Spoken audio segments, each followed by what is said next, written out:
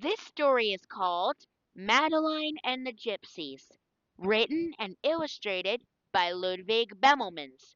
It is a circus story because today I'm in London, England, and I'm going to perform lots of acts at the Piccadilly Circus.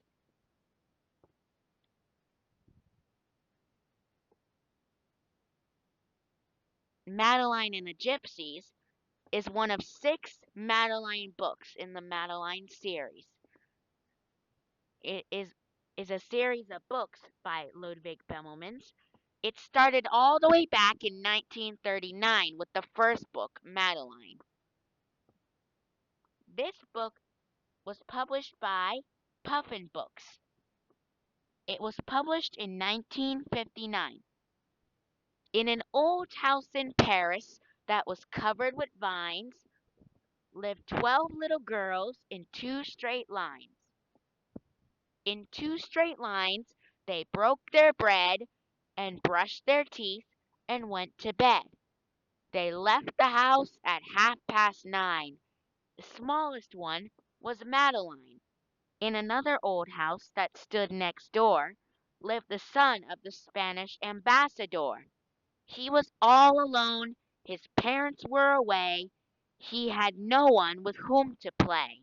He asked, "Please come, I invite you all to a wonderful gypsy carnival." And so, dear reader, here we go. Up and down and up, they hoped the wheel would never stop. Round and round the children cried, "Dear Miss Clavel, please one more ride." A sudden gust of wind, a bolt of lightning, even the rooster found it frightening. The big wheel stops, the passengers land. How fortunate there is a taxi stand. Hurry, children, off with these things. You'll eat in bed. Mrs. Murphy brings the soup of the evening. It is 9:30. Good heavens, where is Madeline? Poor Miss Clavell. How would she feel if she knew that on top of the Ferris wheel, in weather that turned from bad to rotten, Pepito and Madeline had been forgotten? Pepito said, "Don't be afraid. I will climb down and get some aid." It was downpouring more and more as he knocked on the gypsy's caravan door. The gypsy mamma with her umbrella went and got some help in the circus tent. With the aid of the strong man and the clown, Madeline was safely taken down. The gypsy mamma tucked them in and gave them potent medicine. The big well was folded and the tent. They packed their wagons and away they went. For gypsies do not like to stay, they only come to go away. A bright new day, the sky is blue, the storm is gone, the world is new. This is the castle of Fontainebleau. All this, dear children, belongs to you. How wonderful to float in a pool, watch other children go to school, never to have to brush your teeth, and never, never to go to sleep. The gypsies taught them grace and speed, and how to ride the circus steed. Then Madeline said, "It's about time we sent dear Miss Clavel a line." Poor Miss Clavel, a shadow of her former self, from worrying because, instead of 12, there were only 11 little girls, stopped brushing their curls, and suddenly revived when the postal card arrived. "Thank heaven," she said, "the children are well, but dear, oh dear, they've forgotten how to spell." She studied the postmark, and then fast and faster they rushed to the scene of the disaster. The gypsy mamma didn't like at all what she saw in her magic crystal ball. The gypsy mamma said, "How would you like to try on this lovely costume of a lion?" With a curved needle and some string, she sewed both the children in, and nobody knew what was inside the tough old lion's leathery hide. A circus lion earns his bread by scaring people half to death. And after doing that, he's fed.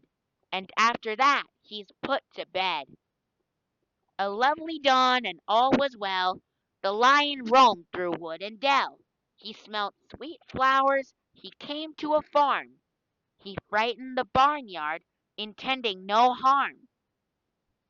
They saw a man and said, "Please help us to get out of this old pelt." The man was a hunter. He took his gun. He got to his feet and started to run. Said the lion, "We'd better go back, for if we're not in a zoo or circus, we'll surely be shot." They got to the tent in time for the show. "Look," said Madeline, "they're in the first row." "Oh, yes," said Pepito, "there are people we know." "Dear Miss Clavel, at last we found you. Please put us put our arms around you." The gypsy mamma sobbed her grief into her only handkerchief. The strong man suddenly felt weak, and tears were running down his cheek. Even the poor clown had to cry as the time came to say goodbye. The best part of voyage by plane, by ship, or train is when the trip is over and when you are home again. Here is a freshly laundered shirty.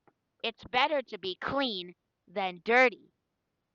In two straight lines they broke their bread and brushed their teeth and went to bed.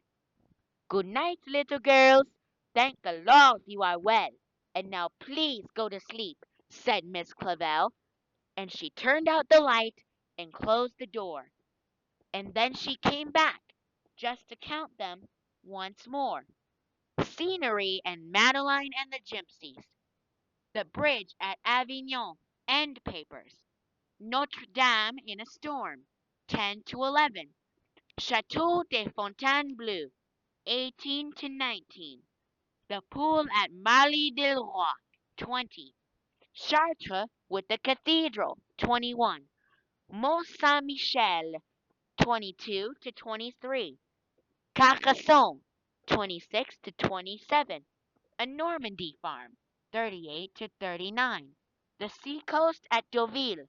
43. Gare Saint-Lazare in Paris. 50 to 51. And that is the end of Madeline and the Gypsies. The back says, "Gypsies do not like to stay, they only come to go away." And they've taken Madeline and Pepito with them. Miss Clavel is beside herself, but Madeline and Pepito are having the time of their lives. They don't have to go to school, brush their teeth, or even go to sleep. But soon, Madeline and Pepito start to feel homesick. The Gypsies don't want to let them go, so it's up to Miss Clavel to find Madeline and Pepito and bring them home. Ludwig Bemelmans was a painter, illustrator, and writer for both children and adults. The Madeline books are among the most honored children's books of all time. If you enjoyed Madeline and the Gypsies, make sure to get it at your local library, or you can maybe buy it on Amazon, eBay, or many other platforms online. To see more read alouds from me, make sure to subscribe, and I will see you next time with more fun read alouds at Tristan's Reading Corner. Bye!